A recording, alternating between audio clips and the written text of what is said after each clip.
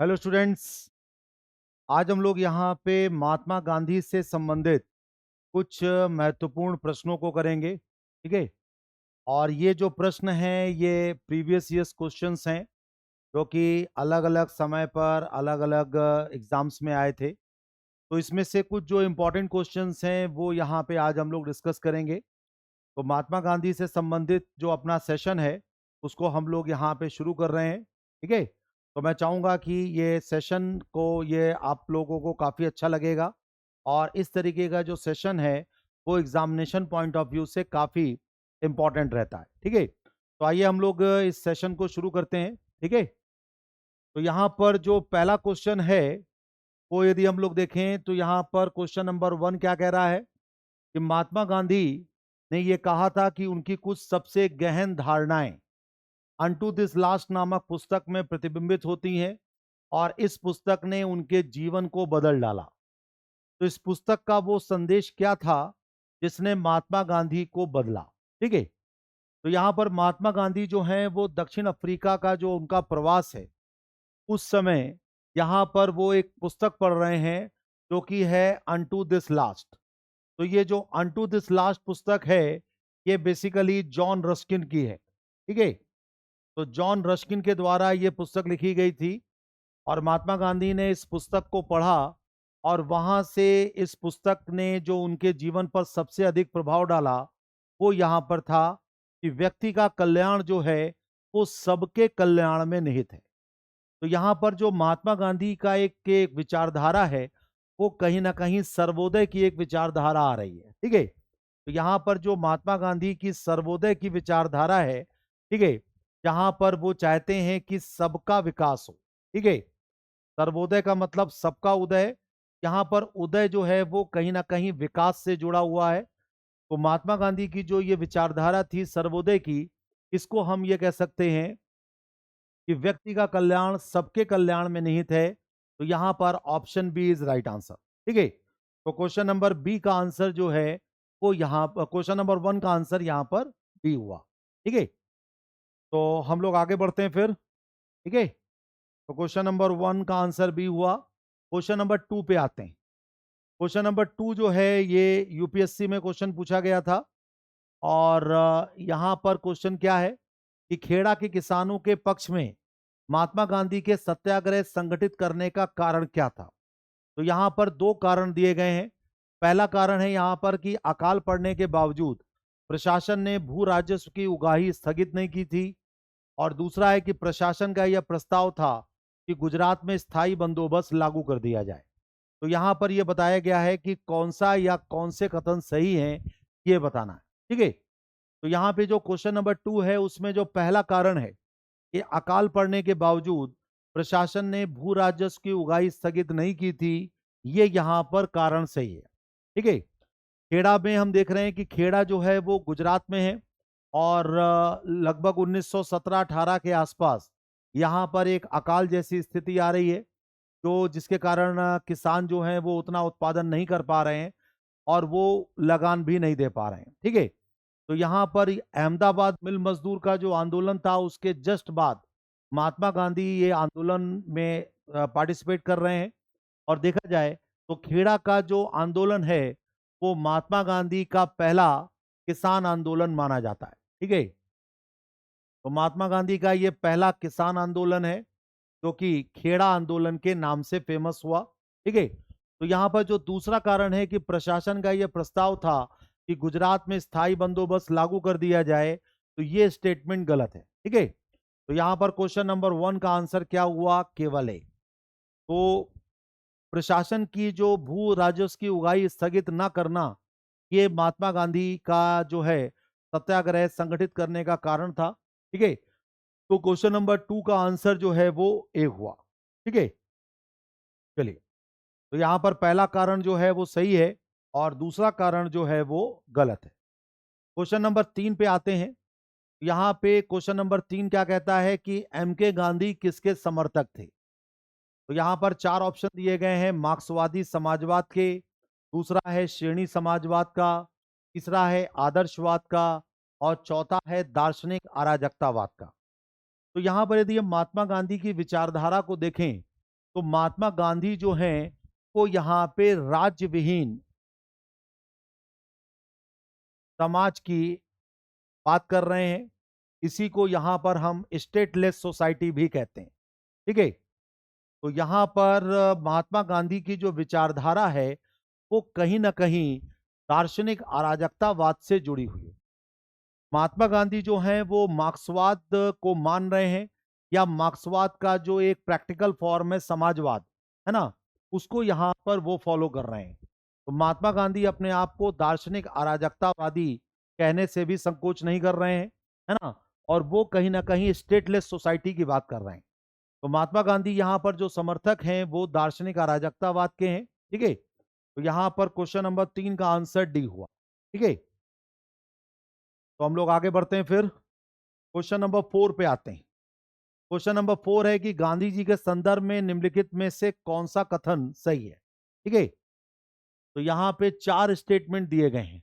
पहला स्टेटमेंट है कि बिना मार्क्सवाद के मार्क्सवादी, दूसरा है बिना समाजवाद के समाजवादी, तीसरा है बिना व्यक्तिवाद के व्यक्तिवादी, और चौथा है समाजवादियों में एक व्यक्तिवादी और समाजवादियों में एक मार्क्सवादी। तो महात्मा गांधी के जो जीवनीकार हैं, है ना, महात्मा गांधी के जीवनीकार हैं लुई फिशर, और लुई फिशर से महात्मा गांधी जब संवाद कर रहे हैं तो यहाँ पे महात्मा गांधी की जो समाजवादी अप्रोच है, ठीक है, या हम ये कह सकते हैं कि जो समाजवादी उनका दृष्टिकोण है वो हमें यहाँ पर देखने को मिल रहा है। तो महात्मा गांधी का जो दृष्टिकोण है वो कहीं ना कहीं एक व्यक्तिवादी है। ठीक है। जहां पर महात्मा गांधी का ये मानना है कि व्यक्ति का जो उदय है या व्यक्ति का जो विकास है वही यहाँ पर होना चाहिए, और कहीं ना कहीं ये महात्मा गांधी की एक सर्वोदय की जो विचारधारा थी उसी का हमें एक प्रभाव देखने को मिल रहा है। तो यहाँ पर हम ये कह सकते हैं कि ऑप्शन डी जो है वो सही है। समाजवादियों में एक व्यक्तिवादी और समाजवादियों में एक मार्क्सवादी। तो जिस तरीके से महात्मा गांधी अपने आप को दार्शनिक अराजकतावादी कह रहे हैं, महात्मा गांधी जो है वो स्टेटलेस सोसाइटी की बात कर रहे हैं, और साथ ही साथ यहाँ पर जो उनका आदर्शवाद है वो आदर्शवाद कहीं ना कहीं व्यक्तिवादी, है ना, दृष्टिकोण से जुड़ा हुआ है। ठीक है। तो ये जो आदर्शवादी है ये व्यक्तिवादी दृष्टिकोण से है, और ये उन्होंने अपने जीवनीकार लुई फिशर से भी कहा है। तो यहाँ पर क्वेश्चन नंबर 4 का आंसर देखें तो option D is right answer. ठीक है। चलिए हम लोग आगे बढ़ते हैं और क्वेश्चन नंबर 5 पे आते हैं। क्वेश्चन नंबर 5 क्या कहता है कि गांधी जी के सिद्धांत के अनुसार निम्नलिखित में से कौन सा एक कथन सही नहीं। तो यहां पर यह कहा गया है कि कौन सा कथन सही नहीं है या कौन सा कथन गलत है। ठीक है। तो ये जो चारों स्टेटमेंट हैं इसमें हमको गलत कथन को पहचानना है। तो यहां पर पहला है कि सत्याग्रही का उद्देश्य शत्रु को पराजित करना है। दूसरा है सत्याग्रही का शस्त्र जो है शस्त्र अहिंसा है। तीसरा है सत्याग्रही को अपने संकल्प में दृढ़ विश्वास होना चाहिए। और चौथा है कि सत्याग्रही को विरोधियों के प्रति द्वेष भाव नहीं रखना चाहिए। तो अब यहाँ पर जो महात्मा गांधी का जो सत्याग्रह है उसको यदि हम संधि विच्छेद करें, ठीक है, तो यहाँ पर जो सत्याग्रह का संधि विच्छेद आ रहा है वो यहाँ पे आ रहा है सत्य के प्रति आग्रह। ठीक है। तो महात्मा गांधी का जो सत्याग्रह है वो सत्य के प्रति आग्रह से जुड़ा है, जिसमें कहीं भी ये नहीं बात आई है कि हमें शत्रु को पराजित करना है। ठीक है। तो शत्रु को पराजित करना इस तरीके की बात यहां पर नहीं आई है। इसका मतलब ये हुआ कि हमारा जो शत्रु है उसको हम अपने विचारों के माध्यम से, अपनी बातचीत के माध्यम से, अपने जो व्यवहार के माध्यम से उसका हम दिल पिघलाएं या उसको अपनी ओर लेकर आए। तो यहाँ पर जो शत्रु है उसको पराजित करने वाली कोई बात नहीं है। तो यहाँ पर ऑप्शन ए जो है वो सही है। ठीक है। तो गांधी जी का जो सिद्धांत है उसमें सत्याग्रही का शस्त्र अहिंसा है, ये सही है। सत्याग्रही को अपने संकल्प में दृढ़ विश्वास होना चाहिए, यह भी सही है। और सत्याग्रही को विरोधियों के प्रति द्वेष भाव नहीं रखना चाहिए। तो यदि यहाँ पर विरोधियों के प्रति द्वेष भाव नहीं रखने की बात है तो कहीं ना कहीं इस बात को भी हमें मानना होगा कि महात्मा गांधी का जो सत्याग्रह है वो किसी भी स्थिति में शत्रु को पराजित करना इससे जुड़ा हुआ नहीं है। ठीक है, तो क्वेश्चन नंबर 4 का आंसर यहां पर ए हुआ, सॉरी क्वेश्चन नंबर 5। ठीक है, अब क्वेश्चन नंबर 6 पे आते हैं। क्वेश्चन नंबर 6 है कि गांधी जी ने सेवा धर्म कहां पर अपनाया था। ठीक है, तो यहां पर भी बच्चों में काफी कंफ्यूजन होता है कि गांधी जी का जो सेवा धर्म है वो कहां पर अपनाया गया। तो यहाँ पे 4 ऑप्शन दिए गए हैं, मुंबई, शांति निकेतन, दक्षिण अफ्रीका एंड पुणे। तो गांधी जी का जो सेवा धर्म है वो हमें दक्षिण अफ्रीका में देखने को मिल रहा है। दक्षिण अफ्रीका में एक पारसी थे जिनका नाम था रुस्तम जी। ठीक है, और इन रुस्तम जी का जो बेसिकली हम कह सकते हैं कि एक अस्पताल था।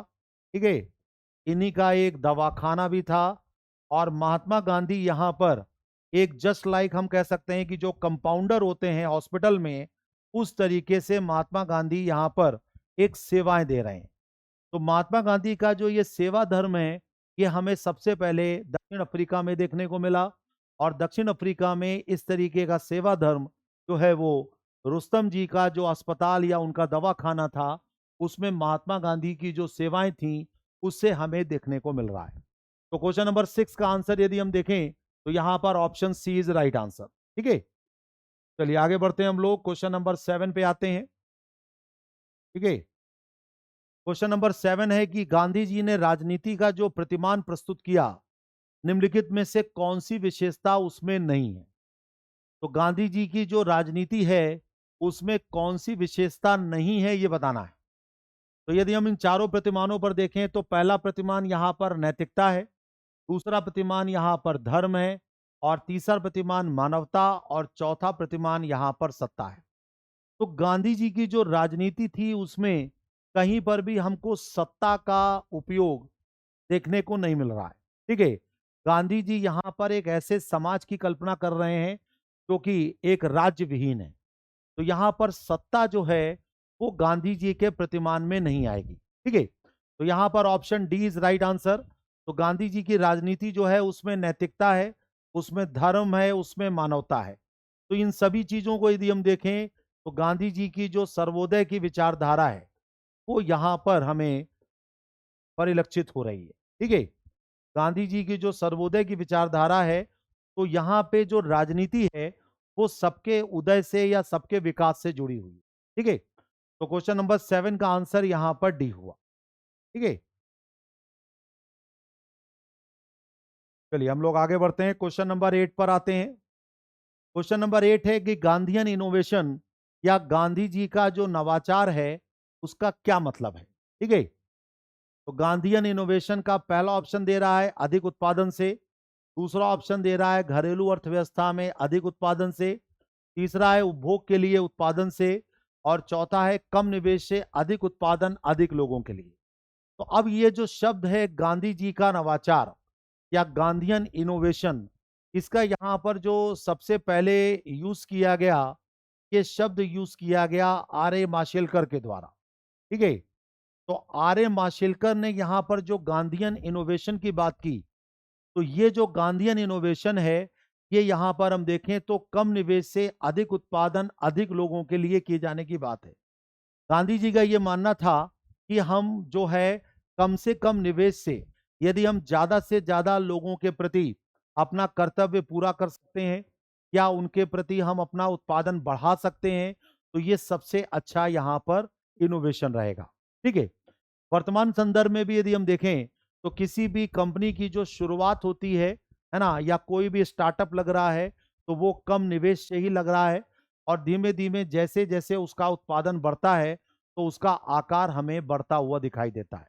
ठीक है, तो गांधीयन इनोवेशन जो है वो हम ये कह सकते हैं कि वर्तमान संदर्भ में जो एमएसएमई वाला कंसेप्ट है ना, एमएसएमई का मतलब ये हुआ माइक्रो स्मॉल मीडियम इंटरप्राइजेस। ठीक है, सूक्ष्म लघु और मध्यम उद्योगों का जो एक क्रियान्वयन है, जिसे वर्तमान में भारत सरकार जो है वो क्रियान्वित कर रही है। तो इस तरीके से जो गांधीयन इनोवेशन है वो यहाँ पर हम ऐसे देख सकते हैं। तो क्वेश्चन नंबर 8 का आंसर यहाँ पर डी हुआ। ठीक है,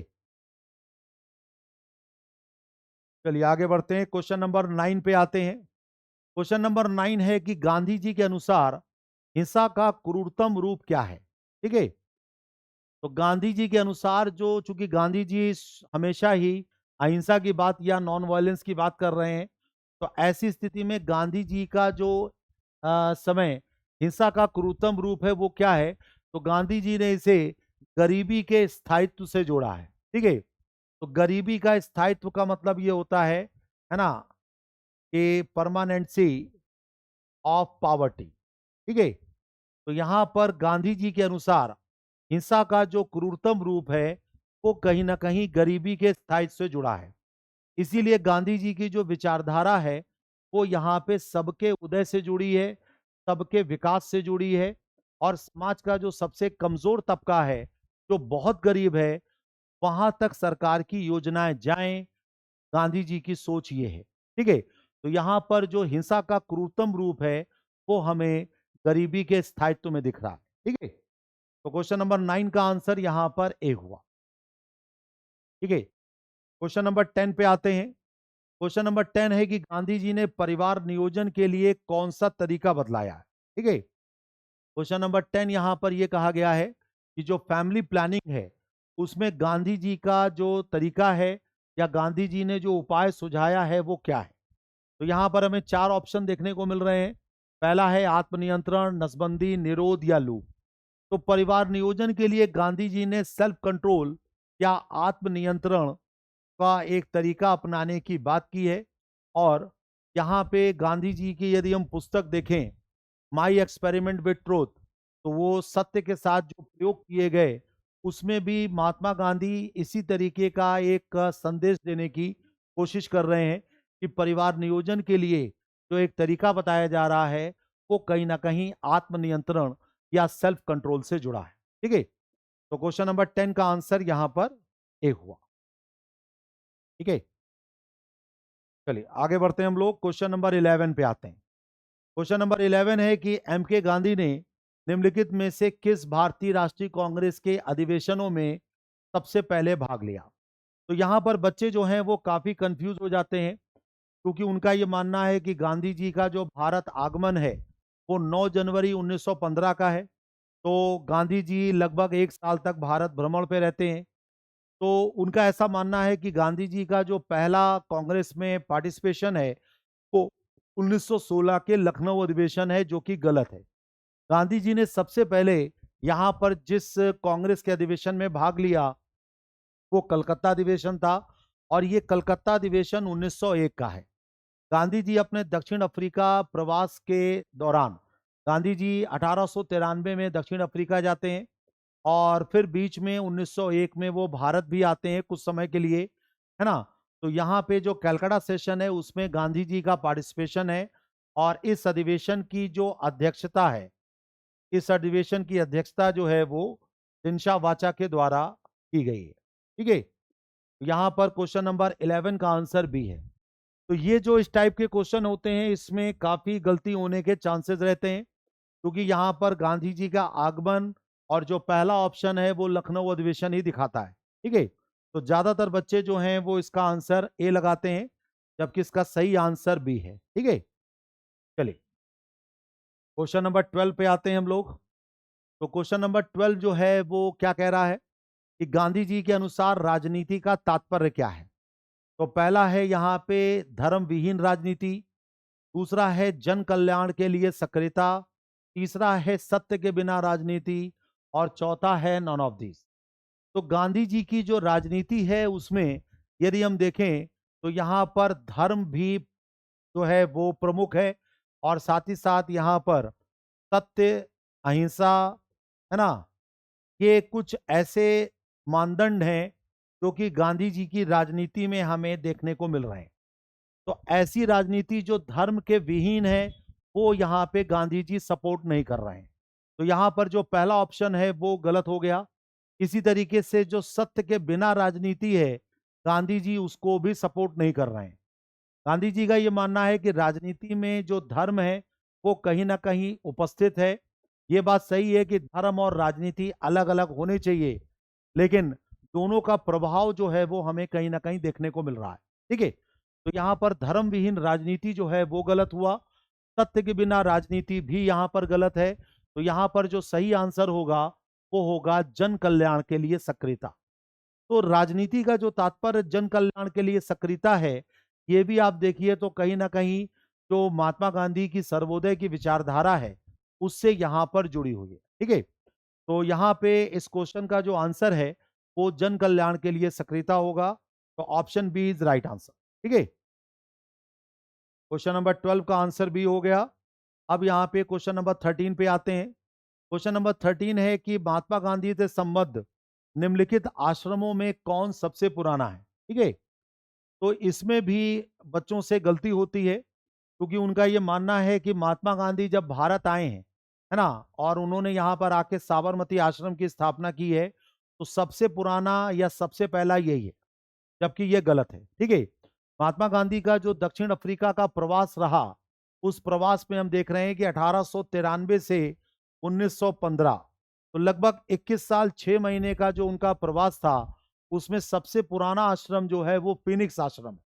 तो फिनिक्स जो है ये दक्षिण अफ्रीका में है, और इसका जो बेसिकली स्थापना वर्ष है, ठीक है, इसका जो स्थापना वर्ष है वो यहाँ पे 1904 है।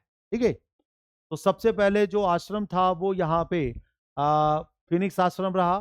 साबरमती आश्रम की स्थापना जो है जाहिर सी बात है 1916 में की गई, है ना।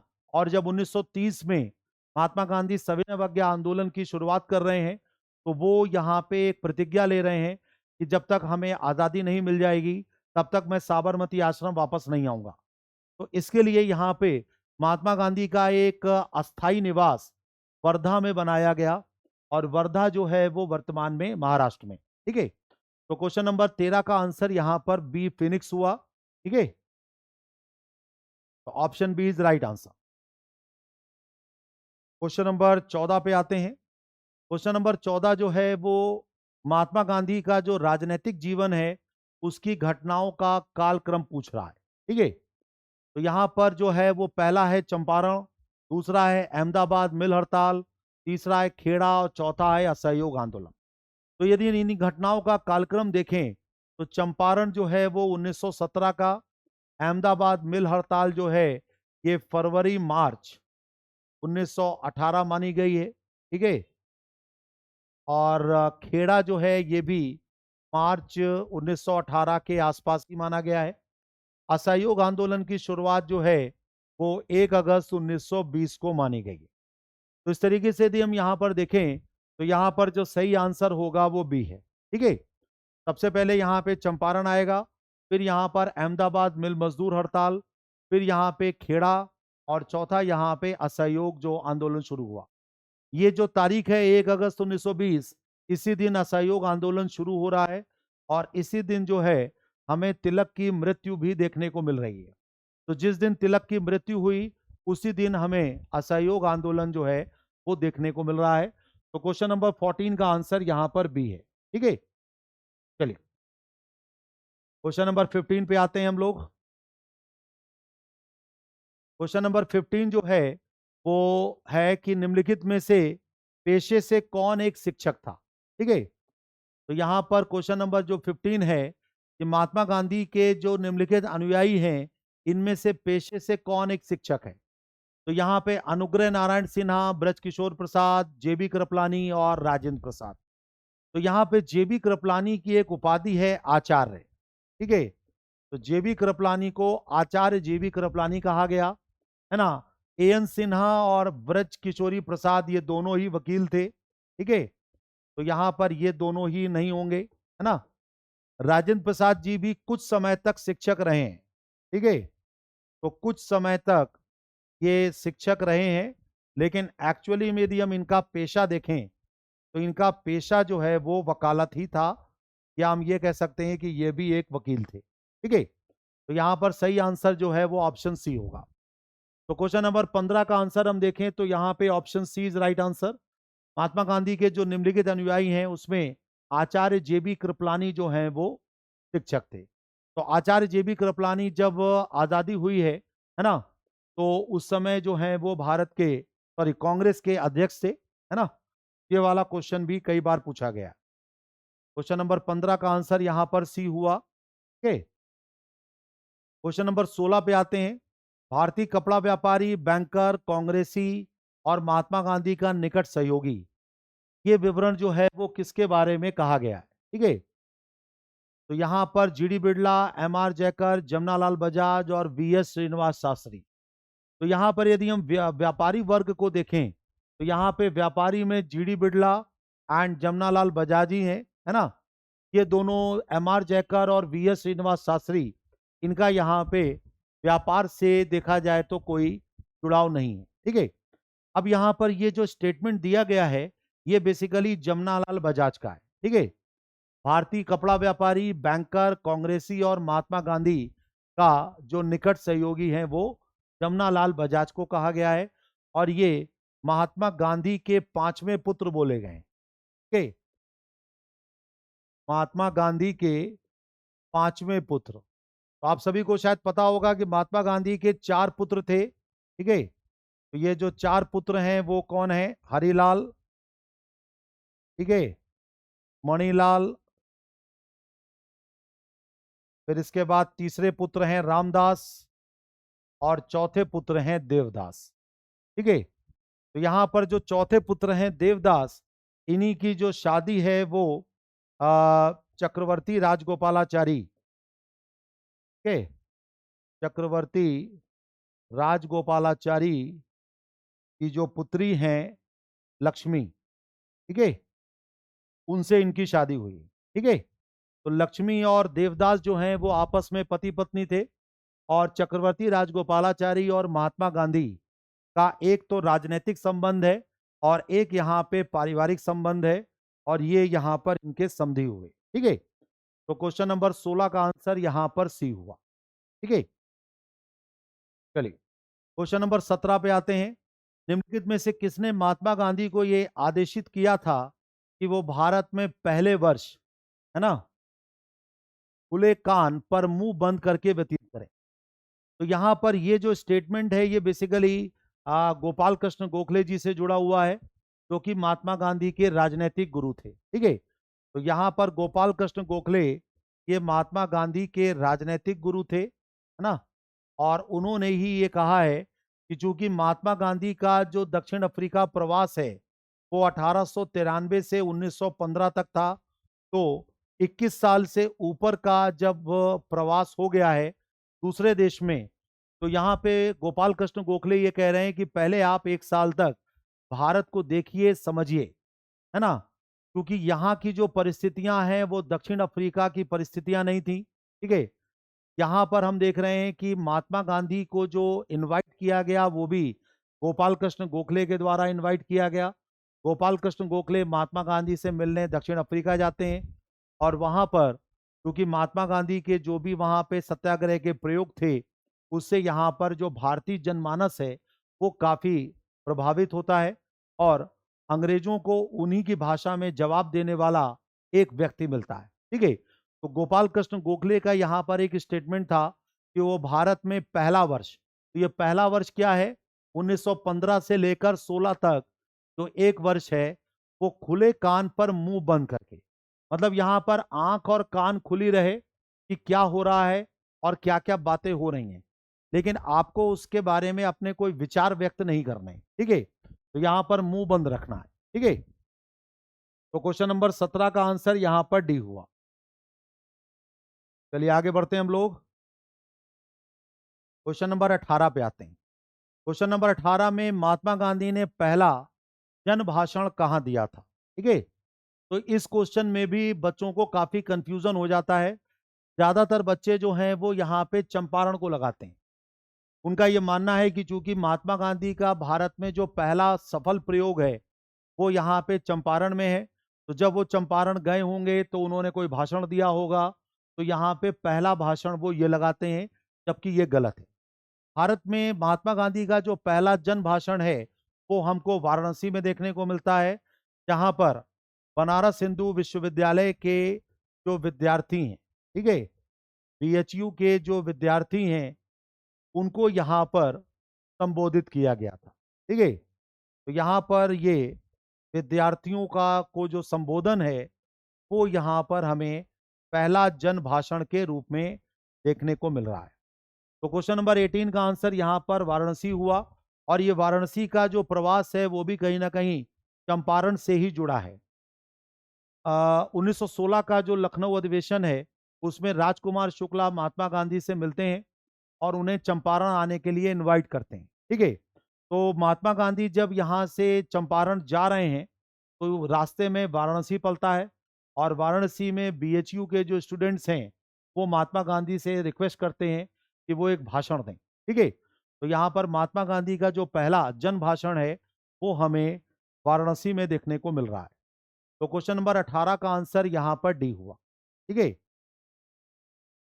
क्वेश्चन नंबर 19 पे आते हैं। निम्नलिखित कथनों पर विचार करें। तो यहाँ पर दो स्टेटमेंट दिए गए हैं, है ना। तो पहला स्टेटमेंट है यहाँ पर कि डॉक्टर राजेंद्र प्रसाद ने महात्मा गांधी को चंपारण आने और किसानों की समस्या की जांच करने के लिए राजी किया। और दूसरा है कि चंपारण जांच में आचार्य जेबी कृपलानी महात्मा गांधी के सहयोगियों में से एक थे। तो आपको यह बताना है कि इनमें से कौन सा या कौन से सही। तो अब यदि यहाँ पर पहला स्टेटमेंट देखें तो पहला स्टेटमेंट गलत है। ये डॉक्टर राजेंद्र प्रसाद ने यहाँ पर राजी नहीं किया था। ये बेसिकली जो राजी हुए थे वो राजकुमार शुक्ला के निवेदन पर राजी हुए थे। तो राजकुमार शुक्ला जो हैं वो यहाँ पे महात्मा गांधी को चंपारण आने और कृषकों की समस्या की जांच करने के लिए राजी करते हैं। तो यहाँ पर पॉइंट नंबर 1 गलत हो गया। तो यदि पॉइंट नंबर 1 गलत हो गया तो ये गलत हो गया, ये गलत हो गया।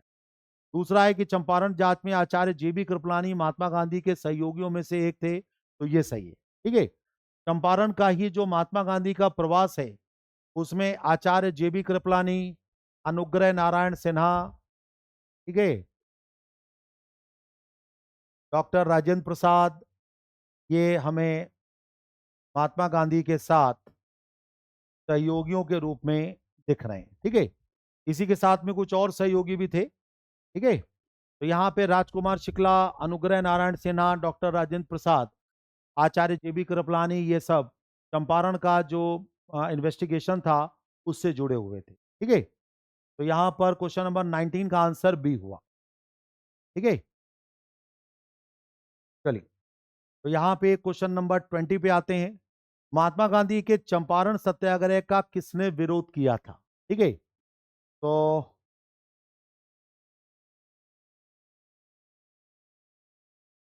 क्वेश्चन नंबर 20 ये कहता है कि महात्मा गांधी के चंपारण सत्याग्रह का किसने विरोध किया था। तो यहां पर यदि आप देखिए तो एलिमिनेशन से देखें, रविन्द्रनाथ टैगोर जो हैं वो महात्मा गांधी के चंपारण सत्याग्रह के बाद उन्हें महात्मा की उपाधि दे रहे हैं। तो जाहिर सी बात है कि वो विरोध नहीं करेंगे। राजकुमार शुक्ला जो हैं वो उन्हें चंपारण आने के लिए राजी कर रहे हैं। ठीक है। तो ये भी यहाँ पर विरोध नहीं करेंगे, है ना। और तीसरा है राजेंद्र प्रसाद, ये भी यहाँ पर सहयोगी की भूमिका में है, तो ये भी विरोध नहीं करेंगे। तो इस तरीके से एलिमिनेशन मेथड से ये तीनों गलत हो गए। तो यहाँ पर option B is right answer. तो क्वेश्चन नंबर 2 का 20 का जो आंसर है वो यहाँ पर एनजी रंगा है। महात्मा गांधी के चंपारण आंदोलन का विरोध एनजी रंगा के द्वारा किया गया। ठीक है। तो क्वेश्चन नंबर 20 का आंसर यहाँ पर बी हुआ। चलिए, तो आज यहाँ पर हम लोगों ने कुछ ये क्वेश्चंस को डिस्कस किए जो इंपॉर्टेंट क्वेश्चंस थे। तो मुझे उम्मीद है कि आपको ये क्वेश्चंस आंसर अच्छे लगे होंगे और इनका जो है वो रिपीटिशन हिस्ट्री में चूंकि होता ही रहता है, तो इस तरीके के क्वेश्चन जो हैं वो अलग अलग तरीके से पूछे जा सकते हैं। ठीक है। तो यहाँ पर हम लोग तो अब हिस्ट्री ऑप्शनल बैच के बारे में डिस्कस करते हैं। तो हिस्ट्री ऑप्शनल का जो ये बैच है ये 12 सितंबर को स्टार्ट हुआ था, है ना। और अभी इसकी कुछ क्लासेस हो चुकी हैं। हालांकि इसका जो ये बैच है ये जनवरी के लास्ट तक जाएगा, है ना। क्योंकि इसमें एंशियंट, मिडिवल, मॉडर्न वर्ल्ड, ये सारी चीजें हैं। हिस्ट्री ऑप्शनल का ये जो बैच है ये बेसिकली इंग्लिश बैच है। और इंग्लिश बैच का मतलब यहाँ पर हिंदी और इंग्लिश दोनों ही टाइप के स्टूडेंट्स यहाँ पर आते हैं। ठीक है। और इसमें पार्टिसिपेट भी कर रहे हैं। इसकी जो कॉस्टिंग है वो 10,665 के आसपास है, जिसमें यदि आप ये कोड लगाते हैं ST लाइव तो आपको यहाँ पर 25% तक का एक डिस्काउंट मिलता है। और इसकी जो कॉस्ट है वो यहाँ पे लगभग 8,000 के आसपास आती है। ठीक है। तो यदि ये पूरा पैसा एक साथ देने में दिक्कत हो रही है तो यहाँ पर एक फैसिलिटी और है जिसको हम नो कॉस्ट ईएमआई फैसिलिटी कहते हैं। तो नो कॉस्ट ईएमआई फैसिलिटी जो है, इसके माध्यम से इसकी एक ईएमआई जो है वो अलग-अलग बन जाएँगी और उसके माध्यम से भी पेमेंट कर सकते हैं, जिससे पूरा जो लोड है वो एक साथ नहीं आता। ठीक है? तो इस तरीके से यहाँ पर ये बैच जो है वो अभी रनिंग में है ना? और ये अभी जनवरी के लास्ट तक चलेगा। तो आप सभी लोगों का धन्यवाद। आप सभी लोगों ने इस लेक्चर को देखा, सुना, समझा। हम लोगों ने यहाँ पर कुछ क्वेश्चंस को डिस्कस किए थे। तो ये मेरा टेलीग्राम चैनल का क्यूआर कोड है ना? इसके माध्यम से आप टेलीग्राम चैनल को ज्वाइन कर सकते हैं और टेलीग्राम चैनल के माध्यम से यहाँ पर आपको कुछ चीज़ें मिलेंगी, जैसे क्लासेस के लिंक्स, पीडीएफ और सबसे इम्पोर्टेंट यहाँ पर है मेंस की आंसर राइटिंग। तो मेंस की आंसर राइटिंग में यहाँ पर हम लोग जो कर रहे हैं वो भी मैं आपको बता देता हूँ। हर बुधवार को और हर शनिवार को मैं यहाँ पर 2 क्वेश्चन देता हूँ। तो यहाँ पर शनिवार को जो मैं क्वेश्चन दे रहा हूँ, वो बेसिकली यहाँ पर जुड़ा है करंट अफेयर से, है ना? तो करंट अफेयर्स का एक क्वेश्चन होता है, जिसका आंसर जो है वो बुधवार तक आ जाए और बुधवार को मैं यहाँ पर एक क्वेश्चन देता हूँ Indian society and social issues से, है ना? भारतीय समाज और सामाजिक मुद्दे, इनसे जो है वो एक क्वेश्चन आता है ना? और इसका आंसर जो है वो शनिवार तक आ जाए। तो यहाँ पर हफ्ते में 2 क्वेश्चन का एक मार्जिन हम लोग लेके चल रहे हैं और इस तरीके से यहाँ पर प्रैक्टिस हो रही है। ठीक है? तो ये जो क्वेश्चन है ये यहाँ पर हिंदी और इंग्लिश दोनों ही लैंग्वेजेज़ में दिए जा सकते हैं और शनिवार को जो क्वेश्चन आता है, उसका मैं पूरा रिमार्क्स वगैरह करके शनिवार को ही मैं दे देता हूँ और बुधवार को जो क्वेश्चन आंसर आ रहा है, उसको भी उसी दिन पूरा उसका मतलब हम कह सकते हैं एनालिसिस हो जाता है। तो इस तरीके से टेलीग्राम चैनल के माध्यम से जो मेंस की आंसर राइटिंग है, वो हम लोग कर रहे हैं। तो मैं चाहूँगा कि जिन लोगों ने अभी तक इसको जॉइन नहीं किया है, वो लोग इसको ज़रूर जॉइन करें। ओके? तो थैंक यू वेरी मच। मुझे उम्मीद है कि आपको ये क्लास अच्छी लगी होगी और ये जो क्वेश्चंस थे, वो सारे इंपॉर्टेंट क्वेश्चंस थे, जो कि महात्मा गांधी से संबंधित हैं। ठीक है?